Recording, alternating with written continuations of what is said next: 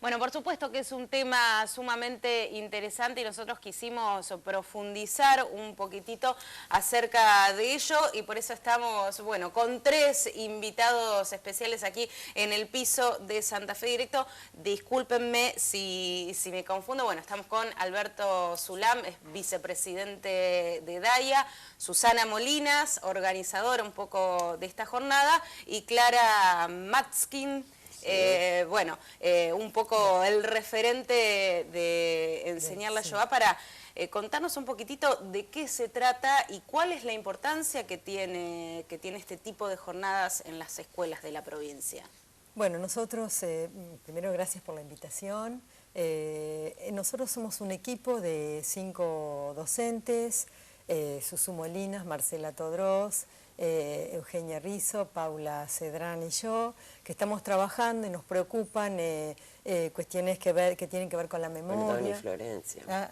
Sí, Florencia, que tienen que ver con la memoria. Y este proyecto nuestro, que se llama Enseñar la Shoah, entre el recuerdo, el conocimiento y una ética y el cuidado del otro, tiene que ver, digamos, una línea de acción de la Escuela Hace Memoria, junto con otras líneas. Para nosotros es una pregunta, ensayamos la pregunta por la memoria y por eso convocamos a docentes y alumnos para pensar otro porvenir, para pensar procesos de deshumanización. Y sabemos que enseñar la Shoah, enseñar el horror, no es tarea fácil, menos con los adolescentes, pero justamente queremos acompañarlos y preservarlos de cualquier proceso de deshumanización que los atraviese, y también pensar en destinos que son inexorables y poder interrumpir esta idea de inexorabilidad que a veces atraviesa a los adolescentes. Nuestro proyecto viene de la mano con el Ministerio de Educación, con DAIA Filial Santa Fe y con la Secretaría de Derechos Humanos del Ministerio de Justicia de la provincia de Santa Fe. Es un trabajo mancomunado, responsable, porque pensamos la memoria acompañada de la ética y la justicia. Y el conocimiento tiene que estar atravesado por la memoria, por la justicia, por la ética, para traer las voces de aquellos que están ausentes y ser hospitalarios con esas voces que ahora ya no están, y posibilitarles a los jóvenes otros modos de encuentro con el otro, otras éticas de encuentro con el semejante, y correrse de cualquier proceso de deshumanización. Que la idea es poder trasladarlo también a la actualidad y a la vida cotidiana de los adolescentes. Totalmente, estamos en eso.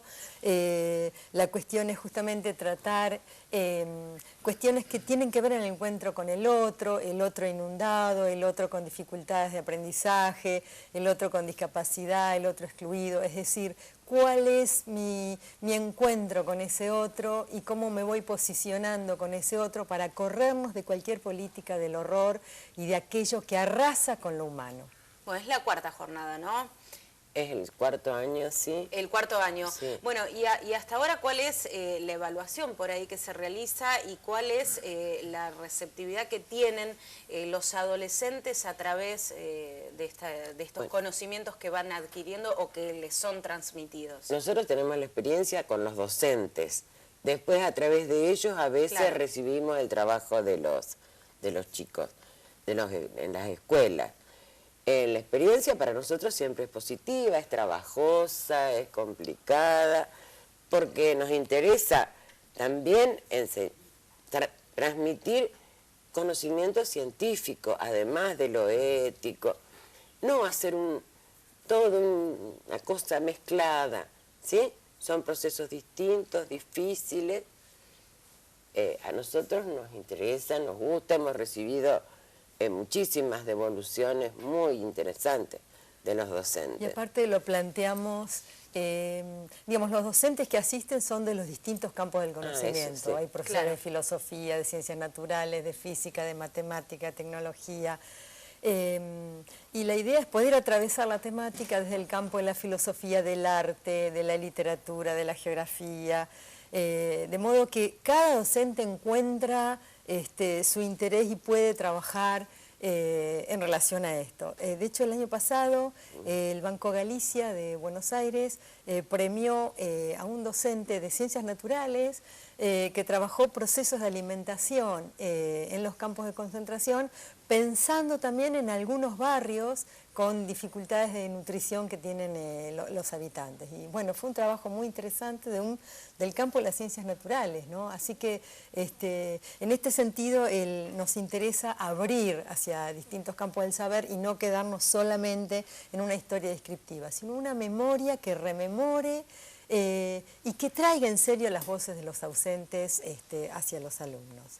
Bueno, y esta experiencia que se está dando en Santa Fe ya hace un tiempo, ¿es única de Santa Fe? ¿Se da en algunos otros, o DAIA la lleva adelante también en algunos otros el año pasado, del país? El año pasado lo hicimos también en Rafaela, pero este año con la Dirección de Desarrollo Curricular acordamos digamos, ampliar el espacio y trabajar acá en Santa Fe. Y de hecho hay docentes de Reconquista, de Rosario, de Malabrigo, de Rafaela, de muchos puntos. Son más de 130 docentes que fueron convocados y la verdad con una inquietud y en el primer encuentro unas preguntas, formularon unas preguntas con una profundidad y una seriedad y una responsabilidad increíble que la verdad que eso nos emociona mucho. Bueno, ¿y cómo se van a desarrollar el resto de las jornadas? En realidad consta de 5 espacios presenciales, pero también hay una plataforma virtual donde los docentes, digamos, tenemos intercambio con un foro y ellos tienen que hacer presentaciones de trabajos prácticos, de un trabajo final, digamos, para acreditar, porque es el Ministerio de Educación el que acredita este trabajo, ¿no? Bueno, trajeron 2 libros aquí para mostrarnos. Sí, 2... Bueno, la literatura es enorme. Por ejemplo, el libro de Imre Kertész, que fue Premio Nobel de Literatura, es un texto interesantísimo porque él está planteando que el totalitarismo del siglo XX lo considera como una epidemia que arrasa a la humanidad y que saca al humano de la propia ley. Y al sacarlo, ¿sí?, no le permite comportarse como humano, sino que se bestializa en estos términos, ¿no? Y el otro texto, Palabras para decirlos, es un análisis interesantísimo acerca de cómo el lenguaje empieza a instalar palabras, conceptos que se van naturalizando. Incluso muchos de esos conceptos que la maquinaria, o palabras que la maquinaria nazi pone en funcionamiento y naturaliza, se nos hace eco en nuestra memoria de nuestro proceso militar, ¿sí? Incluso cuando decimos... Todos los eufemismos, el traslado... Claro. Es el típico, la mercancía, el no mencionar como gente ni como humano. Todos esos eufemismos en parte están ya dados en el nazismo. Y acá se retoman, ¿no? Sí, o por ejemplo decir que tal persona es un virus, ¿sí?, claro, para la sociedad. Es un término tomado de las ciencias naturales. Y eso lo escuchamos en las clases, el que es la manzana podrida. Claro, sí. Uno cuando lo escucha, digamos, en ese contexto, es como que vas asociando términos que utilizamos, que no sabemos con qué sentido, o cuál es el sentido. Claro, de hecho, estas son las experiencias que a nosotros nos empezaron a preocupar y a inquietar, ¿sí? A mí una vez un alumno me dijo, yo no tengo nada que ver con el Holocausto porque yo no perdí ningún familiar. Claro. No, y a mí eso me conmovió muchísimo porque...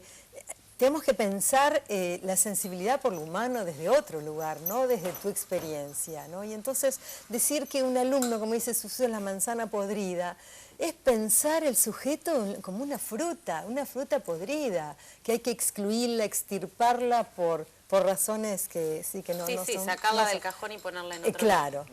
Entonces, procesos de humanización son las cuestiones que nosotros tratamos de trabajar con los docentes para que a su vez trabajen en el aula, y hay experiencias muy interesantes en realidad unos relatos de los docentes muy, muy lindos en ese sentido, y hay un trabajo enorme por hacer en esto, ¿no?